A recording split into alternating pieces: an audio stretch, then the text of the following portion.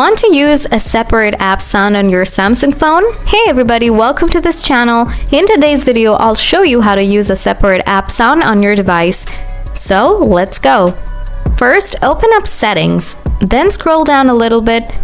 Now tap Sounds and Vibration.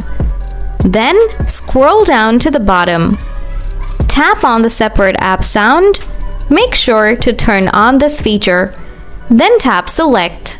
After that, choose any apps from here, or you can add more apps. To do that, tap on Add Apps. Now scroll down and select an app like Music, and then go back. Choose your device like a phone or Bluetooth device. Make sure to turn on Bluetooth and connect the device via Bluetooth. Then go back. Here it is, all set and ready. So guys, this is how you can enable and configure the Samsung Adapt Sound feature on your Samsung phone.